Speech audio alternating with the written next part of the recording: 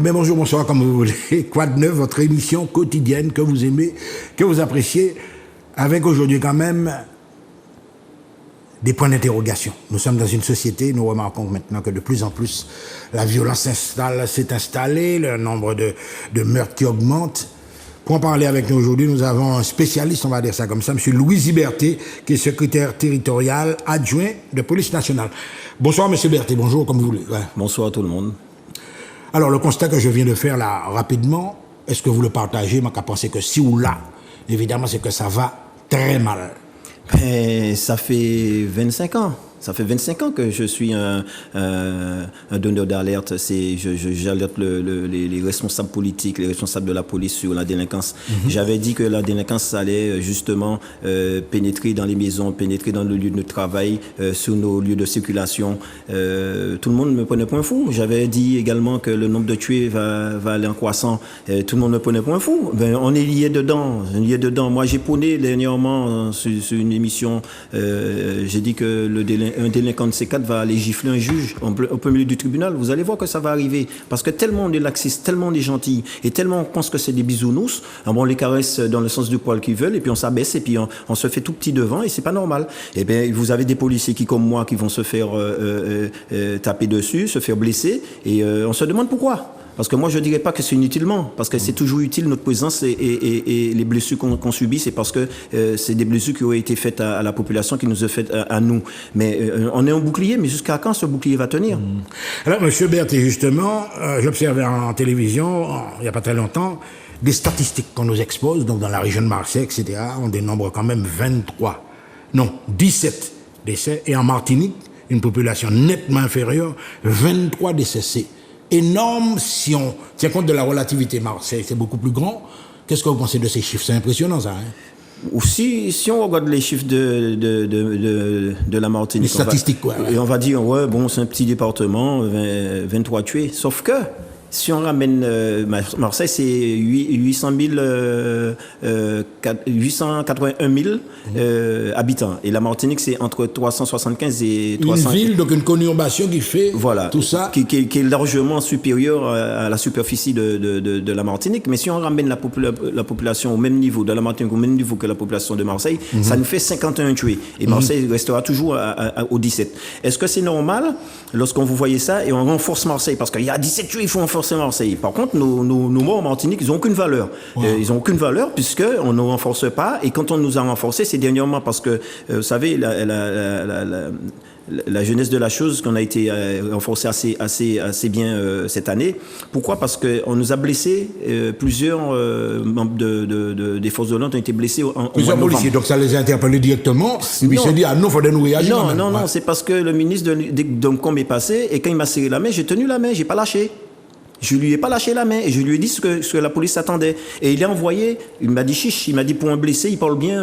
Je lui ai dit, écoutez, donnez-moi ce que je vous demande, donnez-moi les effectifs que je donne, je continuerai à aller me faire blesser comme ça. Mais donnez-moi ce que je vous demande. Et donc le pari était la suivante. Et je demandais 20 officiers de police judiciaire, j'en ai eu 21. Et je demandais 10 baqueux, il nous a accordé les 10 baqueux, mais il y a un syndicat qui est intervenu au niveau national, qui a dit qu'il y a déjà 4 baqueux en Martinique en attente d'être affectés en Martinique. Il a fait enlever 4 pour ne pas que des soi-disant collègues métropolitaines puissent venir ici pour prendre leur place. Faux, puisque maintenant la BAC est toujours en souffrance, puisque la BAC, malgré la venue des 6 BAC et puis les 4 qui étaient là, et la BAC manque encore au moins 6 ou 7 fonctionnaires. Donc c'est des batailles d'idées qui n'a pas lieu d'être. Et il nous a donné, j'avais demandé 50 policiers pour boucher les trous, pas pour renforcer, pour boucher les trous existants. Et il nous a accordé... donc c'est des postes qui, normalement, devraient être pourvus, quoi. Voilà, et donc il nous a donné une quarantaine. On a fait ce qu'on pouvait avec, mais jusqu'à maintenant... Par exemple, le commissariat du Lamentin est en grande souffrance, mais en très grande souffrance d'effectifs. Et quand vous voyez ça, vous vous demandez où vous en êtes avec la délinquance. Comment on fait? On fait avec les moyens du bord et on fait avec le cœur. C'est-à-dire que les policiers martiniquais, ils travaillent pour le peuple martiniquais. Donc ils vont avec le cœur. Mais le cœur ne suffira pas bientôt. Parce que maintenant, j'ai pas mal de fonctionnaires de police qui me disent, bon, nous, on veut plus aller sur la voie publique. Bon, on va falloir mener des enquêtes, on va faire quoi, machin. Mais ils veulent plus aller dans les chemises blanches que vous voyez employés là qui font la police secours, les accidents, etc. Ils veulent plus aller avec les chemises Il y a noires. certains quartiers, par exemple, on ne va pas les citer, Non, on mais y qui va. sont... Nous, on y va. Je sais que vous y allez on y va. régulièrement. Et l'unité où je suis à la tête a été constituée justement pour entrer dans les quartiers et justement pour protéger les policiers en premier lieu. Notre première mission, c'est de protéger les policiers en premier lieu. Et c'est pour ça que le taux de blessés dans cette unité est la plus élevée dans la police en Martinique. Donc, voilà, monsieur Louis Berthet. Alors là, évidemment, vous allez parler comme ça. Il y a des gens qui vont vous dire, mais monsieur Berthet, nous avons aussi un gros problème d'immigration, etc. Est-ce que ça, c'est un argument?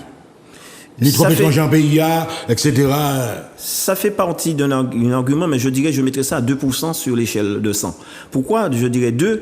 Parce que, bon, il y a des politiques qui ont, pour des idées que moi je ne partage pas, ont décidé de, sans visa, on a le droit d'entrer, et puis lorsqu'on est entré, tout le monde est un peu emmerdé avec cela. Mais c'est pas, ils font peut-être les plus gros cas ici, ils sont peut-être dans les plus gros faits divers, mais si vous allez à la prison de Ducos, sur 1000 personnes, parce que la prison de Ducos est en surcharge, hein. Ah oui, on va en parler tout à l'heure. Sur 1000 personnes qui se trouvent à la prison de Ducos, vous aurez, grosso modo, que 30 étrangers. Ouais. Tout le reste, ce sont des Martiniquais. Ce sont des Martiniquais ou des Guadeloupéens. Ce sont des Antillais purs français. Donc, quand on vient de me dire ça, je dis non. Je dis faux. Je dis que ce sont nos enfants qui font le plus de dégâts à la population de Martinique. Mais pour parler de ça, pourquoi on a tout ça aussi? Pourquoi la drogue passe par là? Pourquoi les armes passent par là? Et c'est tout simplement parce que nous n'avons pas de radar de surveillance. Un radar de surveillance coûte grosso modo entre 60 et 80 000 euros. Et nous avons à Alliance demandé l'existence de 3 radars placés pour quadriller l'île, c'est-à-dire un à chaque bout et un au milieu, pour quadriller l'île de partout. C'est-à-dire qu'il ne sera pas un radar, de radar pour l'aéroporté ni pour l'aéroport. L'aéroport a son radar, mais c'est pour un autre but. Radar bien spécifique. L'armée a son truc. Dieu merci que l'armée en a ça aussi pour nous aider de temps en temps sous certains faits en pleine mer. Mais nous demandons, on ne peut pas garder les frontières de la Martinique, c'est énorme. C'est énorme cette frontière-là. On ne pourra pas mettre des policiers partout, des gendarmes partout autour de l'île. Par contre, avec les radars, nous voyons le va-et-vient des bateaux. Mais là, on n'a pas. Bon, ça rentre de partout.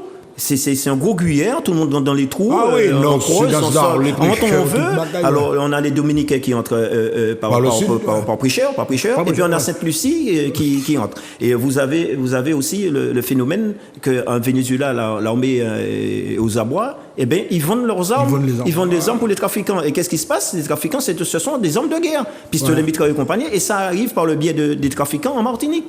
Monsieur Berthet, on a remarqué effectivement, pour corroborer ce que vous étiez en train de dire, la délinquance, elle est là. On va étudier tout à l'heure le fait de délinquance même, mais les substances illicites comme la drogue, c'est devenu banal maintenant. Vous voyez les saisies, l'importance des saisies.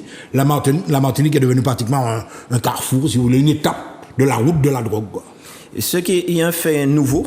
Il y a un fait, je le dis à la population martiniquaise, hein, on l'avait ce fait-là. C'est ce fait-là. Enfin, je ne veux pas dire que c'est nouveau, mais c'est la nouveauté dans la chose, c'est que c'est accentué. Avant, on avait des passeurs qui avalaient des boulettes. Là, depuis 2 mois, il ne se passe pas une semaine si on n'a pas 3 ou 4 personnes que nous sommes en train de surveiller pour que ces gens-là puissent évacuer les boulettes, qu'on puisse récupérer les boulettes et faire une procédure. Il ne se passe pas une semaine si on n'a pas entre 3 et 5 personnes qu'on interpelle. Le phénomène est multiplié par 10, par 20. C'est vrai que tout le monde est un peu malheureux dans le secteur de la Caraïbe. Je veux bien. Mais ça veut dire que la drogue passe en quelque part, parce que quand on en a pris 2, il y en a 4 qui sont passés, hein. Quand on en a pris 4, il y en a 8 qui sont passés. Hein. Et c'est comme ça le truc. Donc, ils mettent leur vie en danger, premièrement. Et deuxièmement, la drogue arrive ici. Et c'est pas de l'herbe, c'est de la cocaïne qui arrive là. Alors, dans ce phénomène-là, nous constatons aussi que la justice est un peu là. Monsieur Berthet, parallèlement à la cocaïne, il y a les armes aussi qui arrivent. C'est le même circuit, les mules que je parle là, parce qu'on les cite en matière de justice comme des mules, les mules que je parle là, eux, ils vont pas porter d'armes. Justement, il va falloir qu'ils passent inaperçus, eux. C'est des voyageurs avec le bagage et tout, il faut qu'ils passent inaperçus, ils avalent ça, ils se mettent en danger physiquement, et puis ils font traverser ça, et moyennant 2 000 euros, 3 000 euros, ça dépend ce qu'ils ont dans le corps. Et par contre, les armes arrivent dans les ballots de drogue, arrivent par la mer, arrivent sur les bateaux, et ils sont largués en mer pour certains qui savent où aller les prendre, ils sont largués sur les plages où certains sont au courant, puisque dans le trafic, tout le monde sait comment il faut faire, et c'est inondé. Quand on a pris un bateau qui est arrivé, on en a 2 qu'on n'a pas vu, parce qu'on n'a pas de radar. Quand on a une information qu'il y a un bateau qui arrive, on va le choper, mais si on n'a pas cette info, on est aveugle. On est aveugle. Donc, il y a beaucoup de drogue. Et il faut savoir une chose, c'est que l'État français et l'État européen luttent ardemment pour que la drogue ne puisse pas arriver en Europe. Mais quand je dis ardemment, c'est ardemment. Ils mettent les moyens. Ils mettent tous les moyens. Ils ont mis un bateau de guerre en mer pour pouvoir intercepter les gros bateaux qui arrivent. Mais le Martiniquais là, qui est en train de se tuer là, on est en train de tuer notre peuple avec des arrivées qu'on ne contrôle pas. Parce qu'en faisant la guerre en mer avec l'effectif correct, le peu d'effectifs qu'on a ici pour traiter la drogue, c'est nous. Ce sont les policiers de l'ONDA qui vont faire des arrestations, plus une petite unité de police judiciaire qui s'occupe de ça. Mais le problème qui se pose, c'est que je pense à mon avis que nos politiques martiniquais, ils en ont rien à foutre. Ils sont en train de rêver et ils en ont rien à foutre de ce qui se passe là parce que la drogue qui transite en Martinique, il y a grosso modo 20% qui restent pour nos enfants, qui tuent notre population. Et de plus en plus, vous aurez des camés, de plus en plus, vous aurez des personnes qui s'autodétruisent avec la drogue. Ce que vous dites, évidemment, je confirme parce qu'on constate que la moyenne d'âge descend de plus en plus. Quand on dit justement, c'est des gentiment mailles, partout dans les écoles, tout partout, il a circulé. Alors c'est quand même. En fin de compte, cette société-là, je disais ça plus tard qu'hier à des collègues et des copains que je discutais avec, je disais que l'être humain n'est pas fait pour vivre avec l'être humain. Tout le monde était choqué de m'entendre dire ça. Mais quand je parle de l'être humain, je parle de la femme, de l'homme, et de l'homme et l'homme, et femme et femme.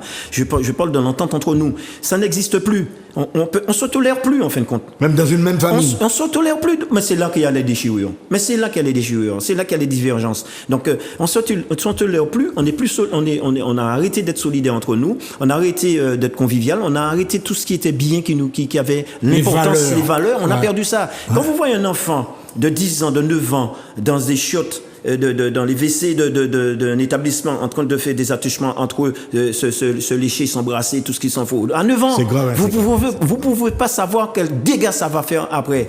Parce que c'est des enfants qui n'ont pas la notion de ce qu'ils sont en train de faire. Parce que celui qui a entraîné ça, c'est déjà un délinquant. Et cette personne, cet enfant-là est déjà en attouchement ou bien en viol. Vous voyez? Monsieur Berthier, alors il y a bien évidemment le système judiciaire, etc. Vos rapports avec le système judiciaire et surtout le système pénitentiaire, quels sont-ils exactement?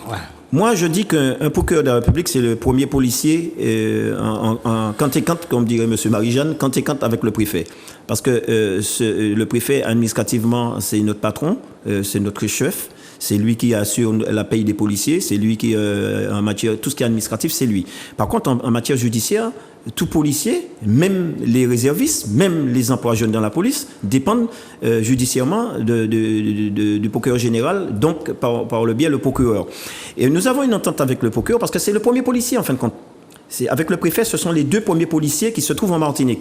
Et lui, il a un pouvoir que, par exemple, moi, je suis officier de police judiciaire, il me délègue ses pouvoirs sur la voie publique. On ne peut pas se déplacer partout. Il dit, bon, il y a des personnes qui sont qualifiées pour ça, ils sont officiers de police judiciaire, et ça que les gens appellent avant inspecteurs, enquêteurs, tout ça. Il y a des personnes qui momentanément empruntent qui ont cette responsabilité là sur la voie publique pour décider certaines choses, la garde à vue et tout ce qui s'ensuit.